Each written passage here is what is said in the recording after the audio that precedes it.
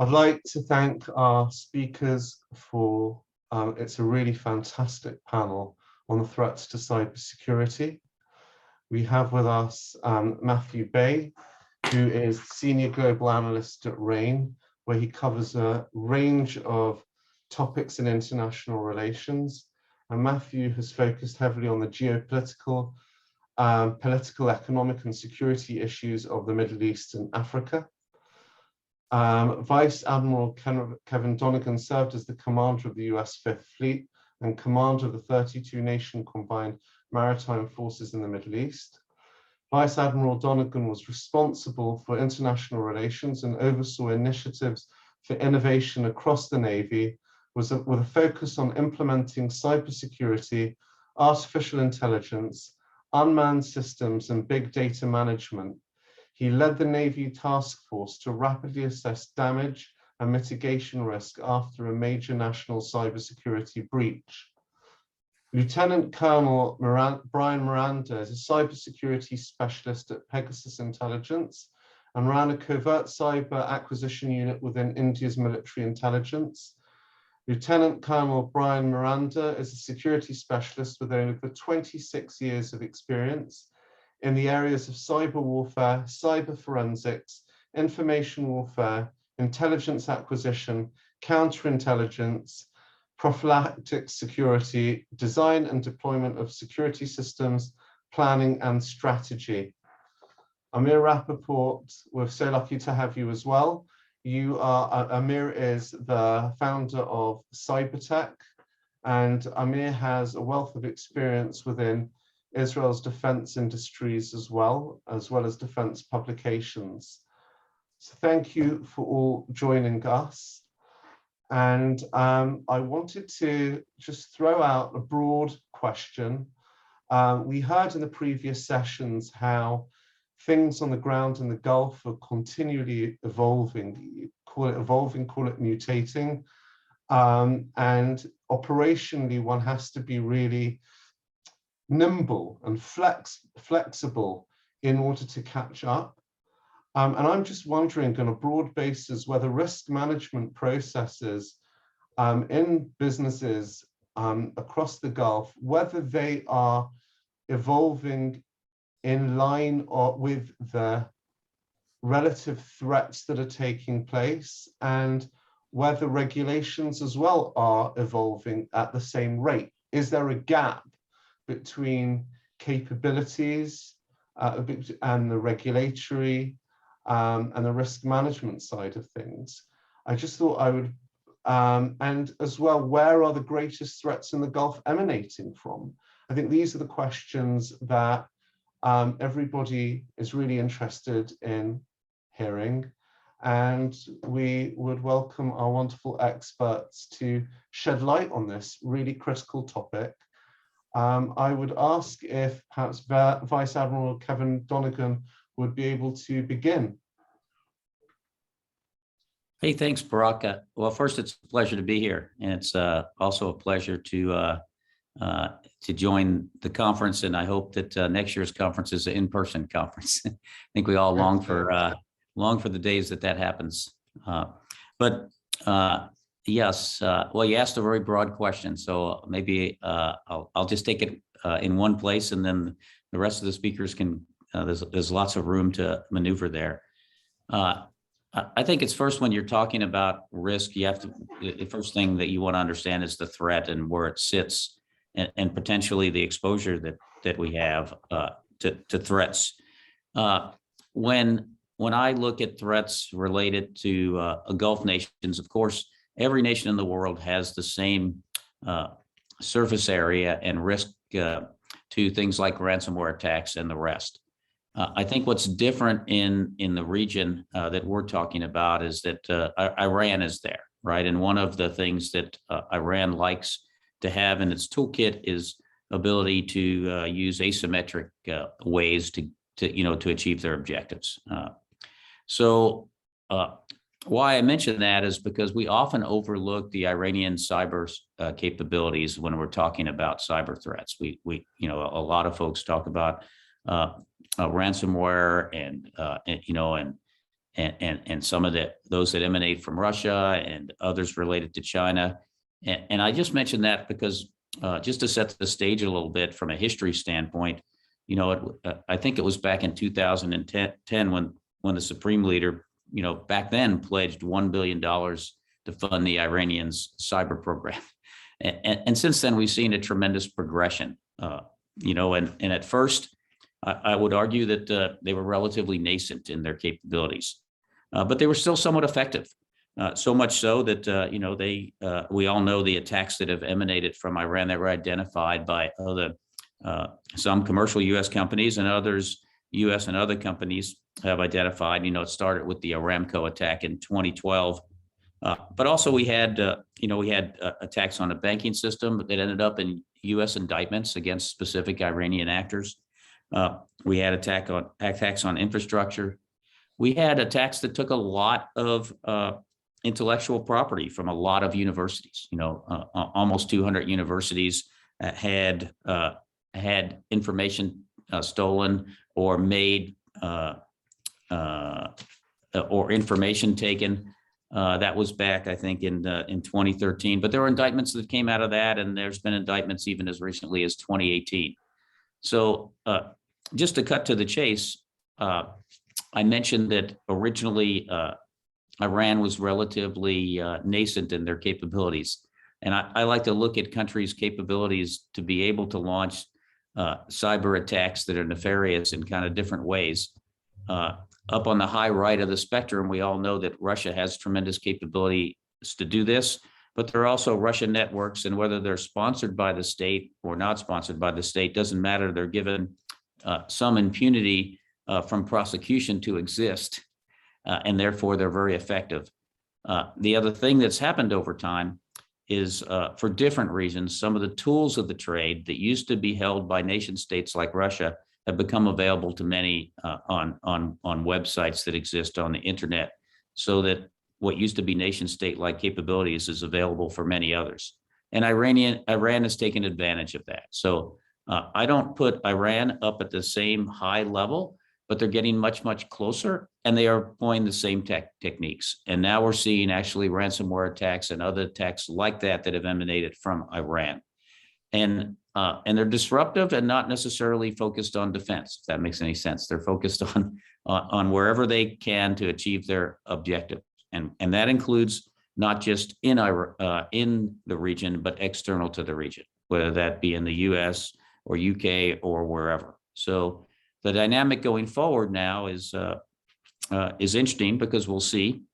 I think soon that there's going to be an agreement related to, well, we'll see. We're hopeful that there's an agreement related to the nuclear dialogue that's ongoing with Iran.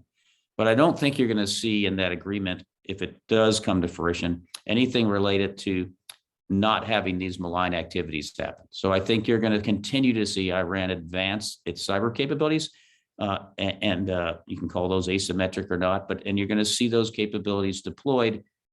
Because the other thing that I'll close with that I haven't seen Iran shy about, they're not shy about getting detected and having it eventually attributed to them. They're not as, they don't cover their tracks, and they don't seem to spend as much time caring about covering their tracks. They launch these cyber attacks with relative impunity and not worrying about any ramifications. So bottom line, Barak, I see that they've gone from nascent to very capable, and they're using very capable tools, and they're becoming much more effective. And we have to all consider that in our risk calculus. What do you think has led them to become more capable? Yeah. So how did they get there? Mainly, and there's different schools of thought on this. They got a lot of their capabilities from Russia, and whether that was sanctioned by Russians or just it was because they were able to take the tools and turn them around and use them. But that was the accelerator that got them moving in the fastest direction forward and enhancing their capabilities, in my opinion. Is there anybody that would like to pick up on what Vice Admiral Donegan has said and take it forwards? Which one of the panelists would like to take this forwards? Yeah, I mean, I think there's something that I think that he kind of hit on, that Admiral hit on at the end, where he's talking about, them doing these kinds of attacks with relative impunity. If we do not get a new nuclear deal, I think that if you look at what Iran has been doing recently with ransomware attacks or encryption-like attacks that don't declare or don't demand a ransom, Iran is very, they're very willing to take high risks in the cyber realm, probably even more so than Russia was prior to the Ukraine invasion. And that's going to be something that if you do have escalation that is more significant, if the talks break down over the next few weeks, we could see Iran really starting to, lean heavily on the use of all of its asymmetric tools, whether it be attacking tankers in the Gulf, which that's easy to attribute to Iran to some degree, or through the cyber realm, not only targeting U.S. organizations back here in the U.S., but also U.S. ally organizations or U.S. Allies and partners organizations within the region that are based there. So I think it is going to be a much more, I guess, active environment with Iran, and they're very, they're not concerned about the risks like other countries. Like, for example, China is largely concerned about some of the risks of the fallout from some of their cyber attacks. Thank you for that. Amir, Brian, do you want to weigh in? Yes, I would. I've got a different opinion on this. First of all, thank you, Admiral, for giving us such a strategic view on what you spoke about regarding the ransomware attacks and sort of state actor type of work which we're looking at. But I'm a man on ground. I have 20 years. I ran a unit which is state sponsored, right, for my country, and I also run a company which has responded to 80 ransomware attacks just during the pandemic, which is an average of 2 ransomware attacks a month. Yeah. And I'll just tell you from hands-on experience, might be we are not looking at it very accurately. I'll tell you why. Because generally, a ransomware attack is a disruptive attack. So a state actor or an APT group does not like to disrupt or give away the persistent threat. That's why they're called APT, Advanced Persistent Threat. They want to stay in the shadows for how long they can stay there. According to Mandiant, it's 380 days they like to stay in the shadows, right?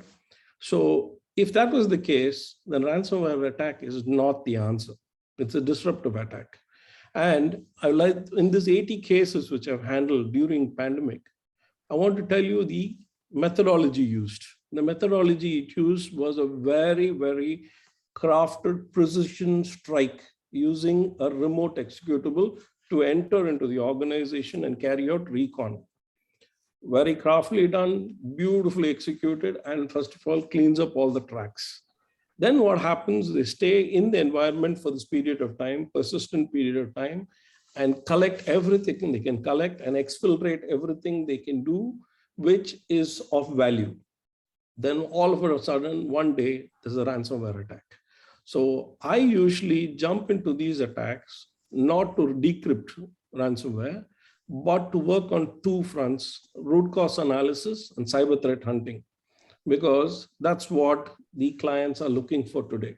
So I've done it at government level, semi-government level, and small and medium business level. And what I've seen is that the attacks are always in 2 phases. There's an attack which is unnoticed for a long period of time, but there's been a lot of lateral movement in the organization. They've collected, cleaned up whatever they need and left. And then the attack which took place very fast in seconds or in minutes, with them carrying out encryption right through an SMB share or running various scripts. And how did they do that? It's because they bought, some script kiddie bought for a very small amount of money or Bitcoin, a tutorial, a guide of what to do. That is how to get in and how to run the attack. I have got documented reports, of course, under NDAs I cannot share, but I've got documented reports of very large organizations in the Gulf who have suffered these attacks. So I have a different view. They don't look like state-sponsored attacks at all.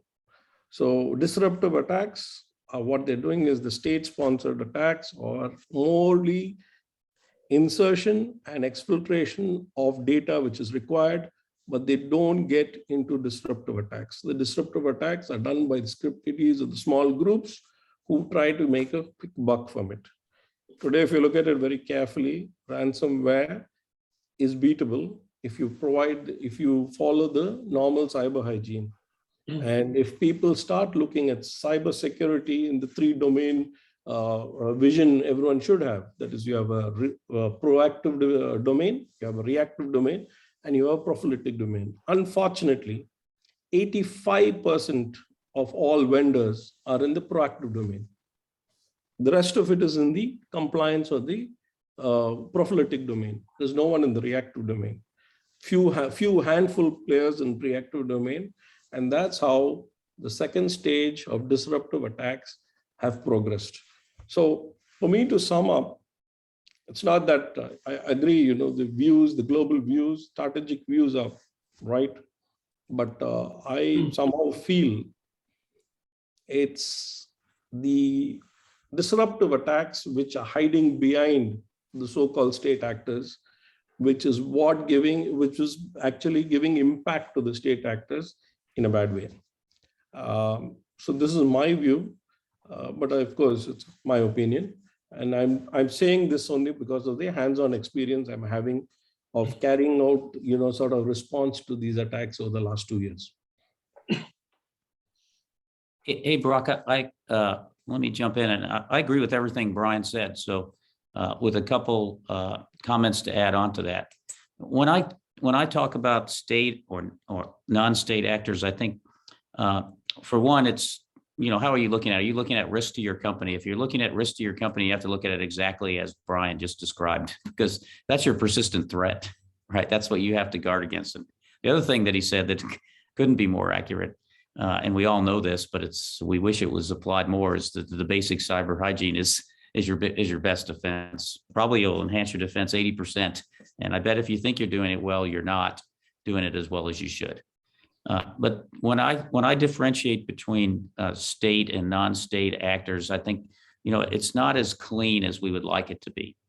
And when I talk about the state actors, when it's actually being done by that state, they have an objective that's a little bit generally often more strategic, and there's a different approach. But what we've seen that makes these threats harder to get at is when you have states like Russia that allow these criminals to have a freedom to operate with no impunity from prosecution. That's when I was talking about ransomware coming out of Russia, not that they would necessarily in Russia do the ransomware attack. I see Iran a little differently. Iran doesn't care, and I definitely agree with Matt that they're much more reckless, and they'll use whatever tool they can to be disruptive. If it's a ransomware tool that they're going to use, they'll do it. If it's going in and getting the information and giving it to the criminals, so the criminals then have an access that they wouldn't normally have had, they'll do that too. So that's just so I couldn't agree more with the way Brian talked about it, because he's on the front lines doing this every day, and that's how it's manifesting itself. But don't lose sight of the fact that these criminals don't necessarily get their accesses on their own. Iran can give, or other nations can give them access, but I see Iran as being more reckless and more leaning towards giving those things to criminals, enabling criminals, and also sometimes using criminal tools, not necessarily to get ransom, but to be disruptive. So a little bit different view in that, in terms of how I categorize it, but not how it's happening on the front lines. Amir, would you like to weigh in? It'd be good to hear your perspective. Sure. Good evening from Tel Aviv. And yes, so from my perspective, I would prefer to differentiate between the attacks and between the attackers. I think this is a little bit more important than to distinguish between state-sponsored attack and not sponsored attacks. And the way I see the situation, while I agree with all of you, I would say, I see it mainly as a process. So as you said, nothing started in 2021. Like the attack started at least a decade ago, and even more if we talk about Stuxnet, which was in the region in more than 10 years from now. But I think part of this process, the most important thing happened in 2021 is that this warfare came out of the shadow, especially between Israel, my country, and Iran. And also we get more and more aware of the relations between countries and criminals. So I definitely agree that there are many state-sponsored attacks, but most of the attacks are not sponsored yet by countries. But the point is that in the last few years, the cyber domain is changing so fast and everywhere. And this is just the beginning of the beginning. So we can see also in Ukraine, where we see a very, I would say, traditional war, but still with a lot of cyber elements. And of course, in our region, we see the mixture between diplomatic steps and some pressure done by cyber attacks, and at least has been published about the incidents between Israel and Iran in the last 2 years. You can see like Israel attacks by aircrafts, Iran responds by cyber attacks, and vice versa. So the same if we speak about the negotiation for new nuclear agreements, it's like a tool for pressure. So they use it. They control the height of the flames all the time, but looking from hybrid and bird eye and from long-term perspective, I think the trend is very clear. Like we are going to have much more cyber attacks sponsored by countries, and cyber is going to be part of any negotiation, like it's part of peace as well as part of the war. So this is how I see it, and because we are facing very dramatic days all over the world and also in the region, so we see it more and more. And again, this is my personal perspective. We haven't seen anything yet. This is just not even the beginning. Yeah, this is what I foresee. I think we are going to see much more cyber attacks in the region from all kinds.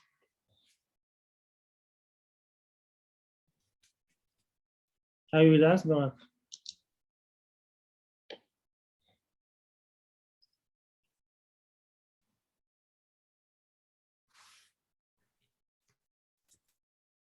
It looks like Barak may be frozen. Yeah, maybe by cyber freezer. Brian, maybe you can protect us. I've in fact, today, Amazon has been working up, been having a lot of issues with logins all around the world because, like I told you, I use a lot of AWS in my operations. And I noticed there was quite a lot of outages. Nothing's been reported yet, but with what's happening between Russia and Ukraine, and with various large companies pulling out, with MasterCard and Google Pay and GPay and things pulling out, I won't be surprised that later tonight we'd get something about Amazon also. Mm-hmm. Yeah. Yeah. Hey, Brian, what I see, and interested in your opinion, when I look at a couple things, two questions really. One is that I do agree with Amir when he said that when there's action, often that's when you see Iran take a counteraction. When I look towards that's question number one, if you see the same thing. And then the other question is related to Russia and ransomware attacks. You know, we were all hopeful as a world that, you know, that Russia would not give safe harbor to these criminals, so to speak, and you know, give them a place to operate from.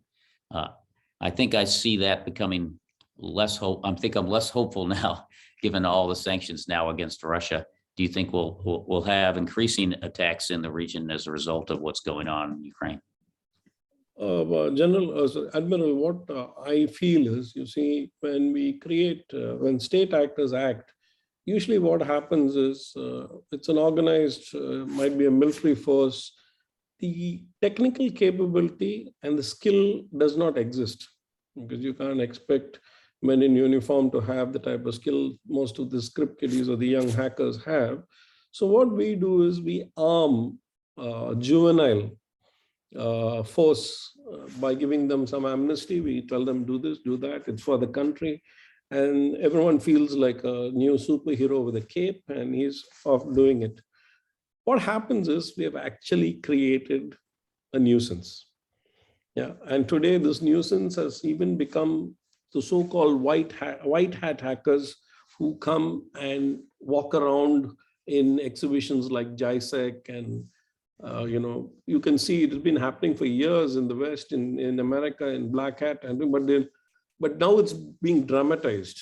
And what happens is, so kids out of college or out of school are more interested in doing this, and it's very easy to waylay these kids to get them to do the the wrong stuff. And that's where now we cannot have accountability, and we are getting these groups, and these groups are very easy. So say if there were a country which had some sort of discipline and was using it for a particular purpose, now everyone who pays top dollar can get hold of them.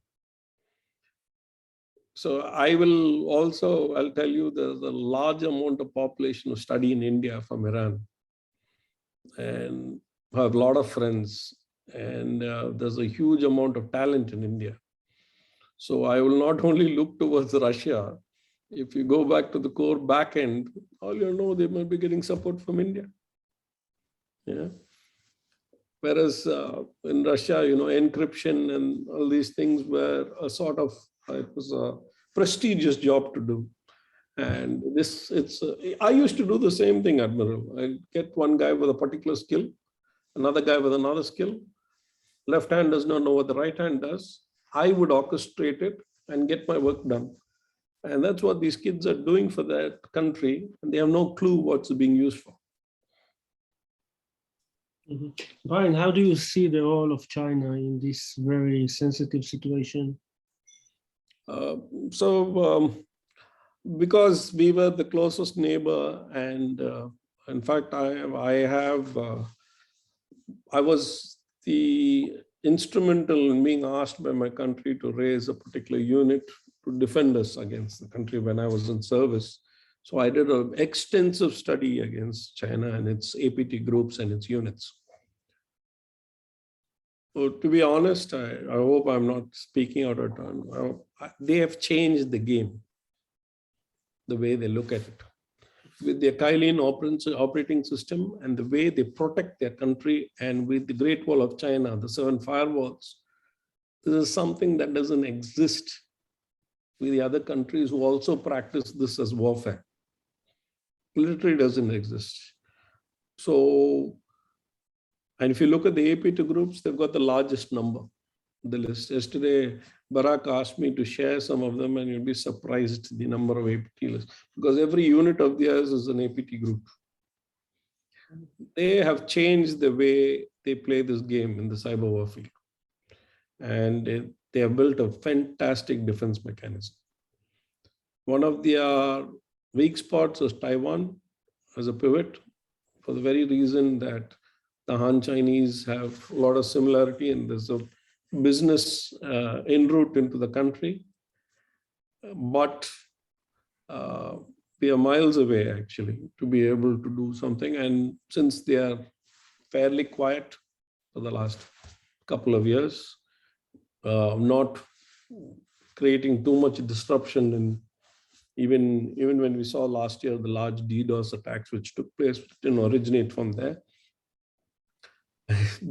I would say it's a sleeping giant, and we can't actually comment on it. This particular. But I spent quite a few years in my service studying their modus operandi and the way they do things. So they sort of, their threat is different. They look at economic espionage. They don't look at strategic and tactical. They look at only economy. They say, like, if you take India, it's run by 10 business families. So if you're able to pick what those 10 business families do, you actually know what India is going to do. And that's all they concentrate on. So it's a different, strategy. They don't go after uniform force organizations. They have a different outview of way they carry out the cyber operations. Yeah, Brian, I agree that they have definitely a different focus on what they're trying to do with cyber, industrial espionage, that kind of thing. But I do wonder if over the next few years, we won't start to see a strategic shift by China when it comes to some of their cyber operations. If you look at the declassified U.S. Intelligence report on the 2020 elections, the U.S. assessed that they had considered, but didn't ultimately decided not to, try to do more information warfare around the U.S. election. I wonder if we won't see some of that, now that they've, increased their control over Hong Kong, if they won't consider doing more of these other kinds of operations in Taiwan, where they might look at it more strategically in a view, where it's not just about cyber espionage. Obviously, espionage is a key part of their strategy in Taiwan, but they might adopt more of the kind of, hybrid strategy that we see out of Russia in a place like Ukraine. They might be viewing the lack of the United States responding with a significant backing of Ukraine through, beyond sanctions and rhetoric. They might view that as an opportunity to start expanding some of their cyber intent when it comes to some of the attacks, maybe not necessarily in the Gulf itself, but in Gulf adjacent areas, Southeast Asia, India, maybe even down the road, but definitely Taiwan, I would think. In fact, the Admiral will be able to enlighten us on their brown water navy and their string of pearls right up to the Iran Straits. So they've been doing a fantastic job by waving the money in front of countries who need it, giving them large loans, and then when they're not able to pay up the first installment on the interest, they say, it's no problem, we'll just send you 100 companies to help you look after the port or build the port.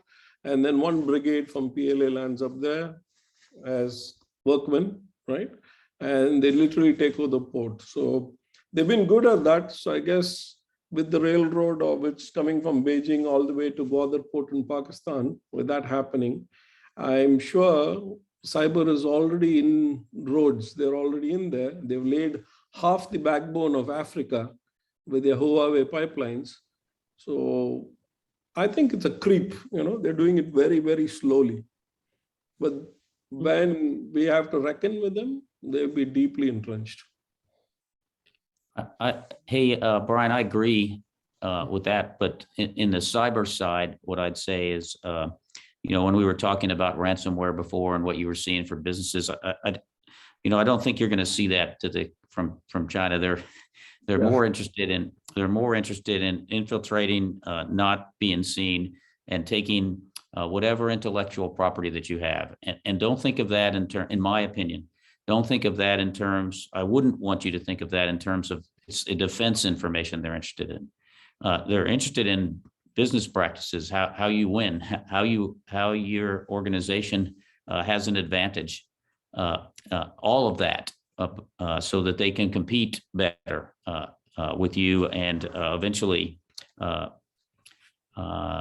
understand the advantages. If it's intellectual property that makes your business unique, then expect that to be at risk.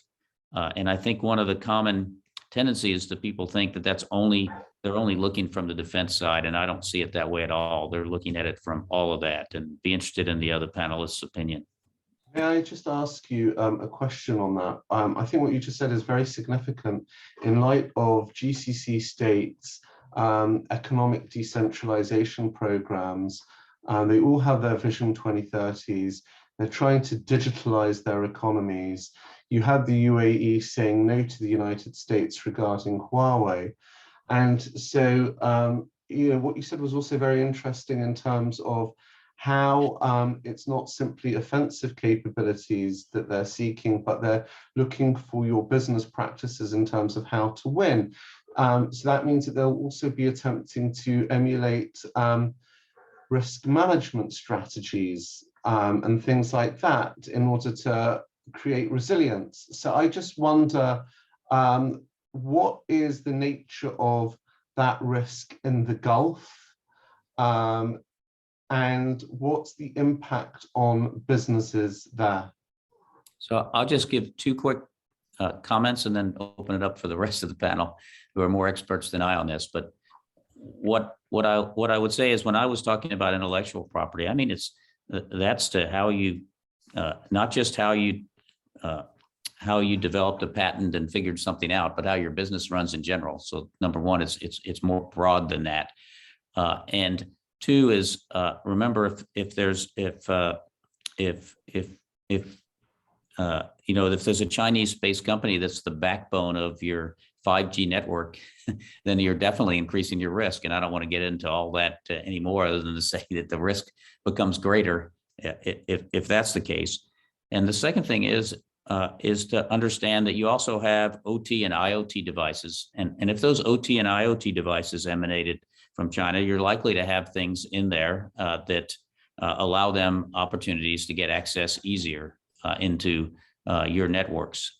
So it's a dilemma because the prices of these things come cheaper, so they're easier to procure.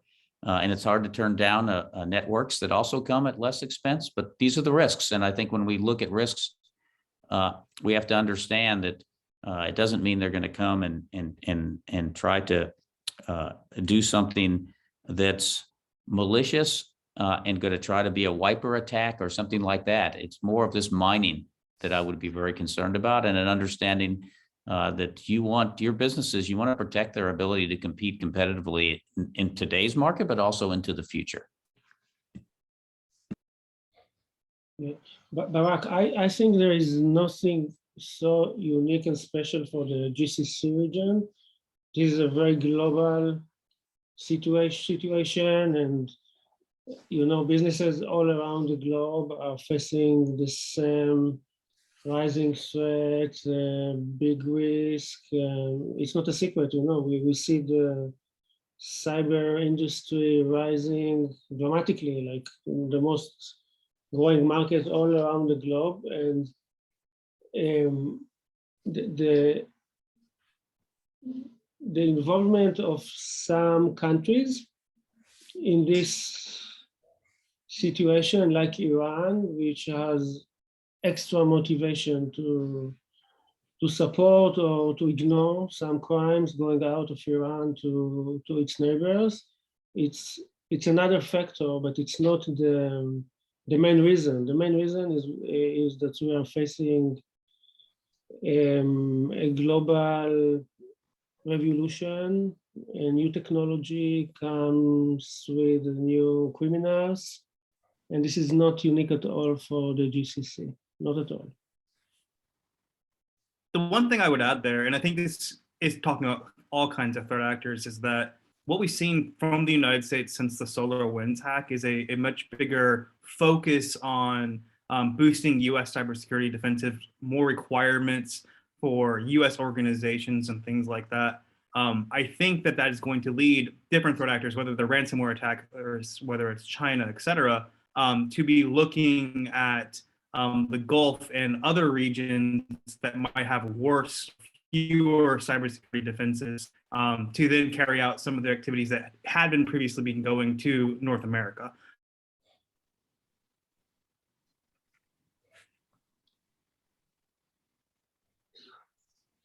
Sorry, Matthew's frozen. Okay.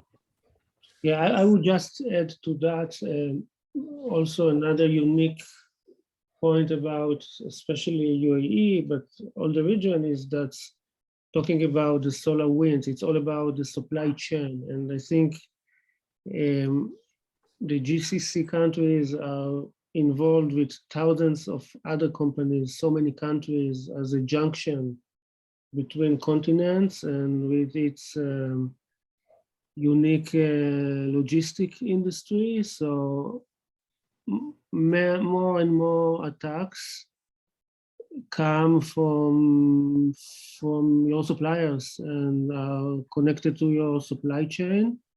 So this is also very relevant for the region. You can be the best defender and to have the cutting edge cyber solutions and products, but still to be exposed to the biggest threats because of your supply chain. And it's important for the region to be aware. In fact, I look at the GCC in a different way. My father came here to the UAE in 1975, and he brought my mother and me along.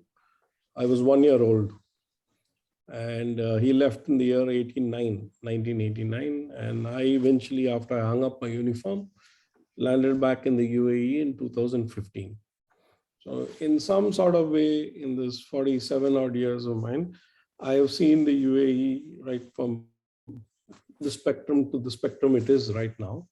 And I still look at the UAE as a glossy showroom where every large business house comes and sets up this fancy showroom to conduct business in the Middle East and Africa.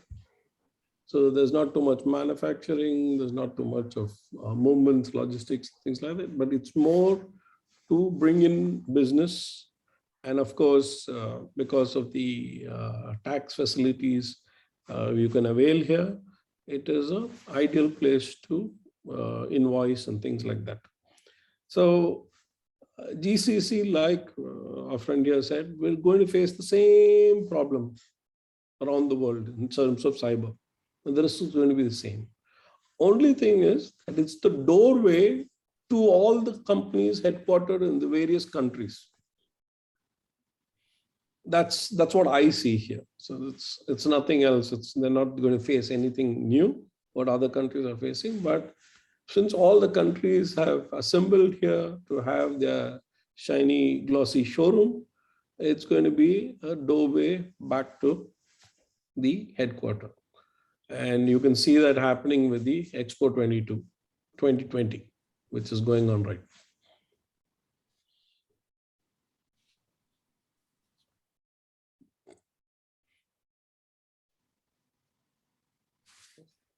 I think Barak is frozen. Again? Oh.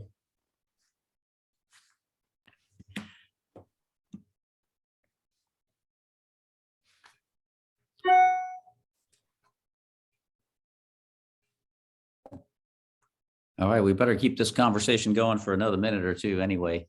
But Yeah. since since I think we have just 15 minutes left, maybe it's good we just go around the room and do kind of closing, comments or thoughts based on everything everyone heard. And so maybe Brian, do you want to go first? So I would leave it with you, sir. Why don't you start, please? Okay, great. I just wanted to thank the panelists because I learn a heck of a lot in every one of these things I do. So it's great to get to meet and be on the panel with each of you. And I'm going to leave with the obvious that there's not going to be any reduction in what we're seeing happening. It's going to be quite the contrary. This is going to continue to grow. If Russia continues to get sanctioned, they're going to, they're eventually going to reach out in whatever ways they can and embolden any bad actors that they can control their influence to do the same, because that's just it's an asymmetric technique. But I also think the criminal element's going to continue to grow because there's a lot of money in it. They've done a really nice job, and that nobody's safe. And I think Amir said it well, it doesn't matter the region you're in because cyber doesn't have a boundary. And these threats that are in one place are going to be applying in the other. And I also don't see great hope that we'll be able to find a way to constrain the places where, and the ability for the bad actors that are to emanate from where they're free from prosecution. I see they'll continue to find places to launch their attacks where it's going to be very hard to get at them. I do see some positive signs in the ability to get at them from a standpoint of the money and sourcing that they get. And I think that'd be a great approach for all the nations of the world to, figure out a way to constrain payments of ransomware, via whatever methods those are. If they're via cryptocurrency, or it doesn't matter, that's a way to constrain them. Maybe when you can't touch them as individual people, but I do think the risks to companies are there. And then I'll close with Brian's comment. It was right back where I started. You can spend a lot of money on technology, but the people and process side of this are so important. And the basic cyber hygiene and people and process side often gets the least amount of attention. And that'll give you your biggest bang for a buck in threat reduction. If you're like the company that I'm in commercially, that's the hardest to do, but it gives you the largest return on investment. So that's for me. Do you want to go next, Brian? And then we'll go to Amir and then Matthew. Thank you very much, Admiral. So my thoughts are the same. We are only going to see an increase in this. As a businessman, we did well in the pandemic. People lost jobs, but I was able to give I've got a 60-odd staff. I was able to give everyone a raise 2 years consecutively, which a lot of people have not. Now, I might say, everyone's getting hacked and business is good for us, but it's not a pretty thing. It's not something which we are going to feel happy about. Right? So I agree with the Admiral. It's not going to stop here. It's in fact going to escalate to new heights. And might be we'll have to start looking at cybersecurity with a different set of glasses. We might have to look at it differently. And, there's always been coalitions in intelligence, in warfare, in so many forums where countries have come together to fight certain things. I think this is one of the fronts where people have to put their heads together, because it's not something that one country can deal by itself, and we're going to look at it that way. So that's my opinion and what I would like to share with the panel. And thank you very much for this opportunity. Yeah. Hey, Barak, while you were gone, we're just doing kind of last summation thoughts for each of the panelists, and we just got through myself and Brian, and are going to Amir, then Matthew. Thank you for that. I'm going to have to watch the recording. It's ridiculous. It's sod's law. Just when I'm moderating, that's when the Wi-Fi problems kick in. The next session, there'll be no problems whatsoever. Well, it could be a cyber issue you're dealing with, Barak. So, exactly. Amir was up next, I think. Yeah, so I think, okay, I would say like you, Kevin and Brian, but a little bit more dramatic. I may repeat on my statement that we haven't seen anything yet. Like sometimes I feel or think that we are like in the middle of the 18th century or maximum 19th century, in the first phase of the industrial time. So this is the same now. We are just in the beginning, the early beginning of the cyber era. So things are changing so fast, and our imagination is limited. We cannot imagine what will be not in 50 years like it was in the past, like 5 years, 10 years. Everything happens so fast. But I think the good thing, because not everything is bad, the good thing is that we are all much more aware as privates and also as nations, and we are very flexible, and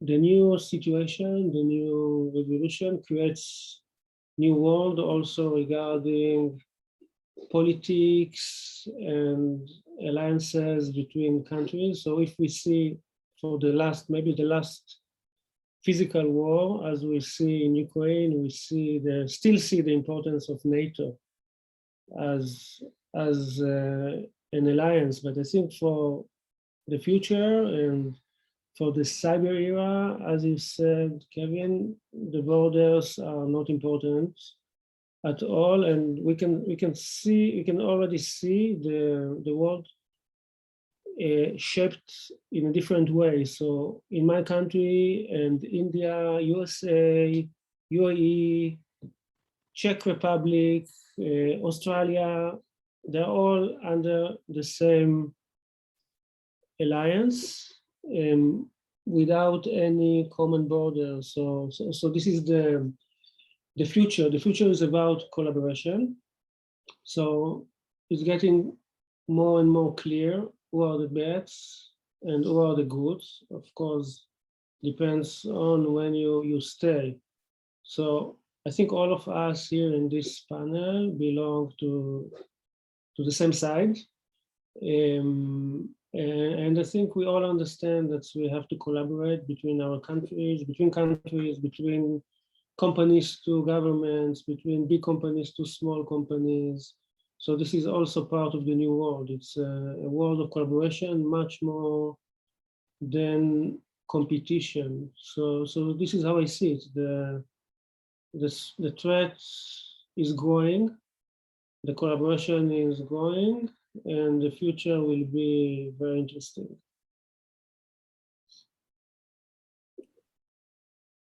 Thank you. We have 8 minutes. Should we open it up to everybody? Does anybody want to ask a question here in the panel? Hey, Brock, Matt was going to do his last comment there. He was left sorry. out, I think. Matt, sorry, my apologies. Yeah, no worries. I will be brief in my remarks if there are any questions, but I think we all agree that there's going to be, only an increasing threat from cyber threat actors, whether it be a nation state hacker or a non-state group or a financially motivated hacker, et cetera. But I do kind of want to, think about a couple of things as party thought. I agree with Amir that we're probably only starting to see exactly the types of different kind of groups and the types of attacks that can come from the cyber realm moving forward. It would not surprise me, like over the next, 10 years, we don't see, hacktivism going through things like, going against oil and gas companies because of, climate change reasons. So I think that threat's going to become much more diffuse. We're probably going to be thinking about it beyond just financially motivated and non-state actors.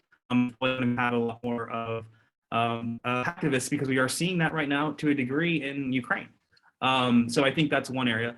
But I would push back against the idea that this is going to be a much more collaborative environment. I do agree that there is a lot of collaboration going on in the Middle East. There's a lot in the West. However, I think the structural changes that are ongoing because of Russia's decision to invade Ukraine, you're talking about a very systematic change to the global order and the way it functions. I'm not sure that we can make, an assumption that the vast majority of the world will remain collaborating on all these issues, especially when there are fundamental differences over things like data privacy and stuff like that.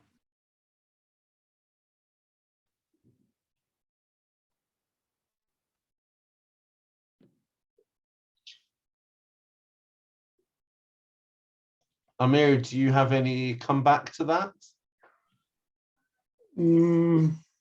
I think we think almost the same, but as I said, I must be very humble. I don't know what's going to happen. I know that I don't know, which is a good starting point for me, because I'm sure it's going to be so amazing and so different. Yeah. This is how I see it. You expressed that in a kind of fantastical manner, Ziggy Stardust behind you. Oh yeah, you see David Bowie? Yeah, he's there. Yeah, of course. Okay, anybody from the audience? We have just 5 minutes. Anybody?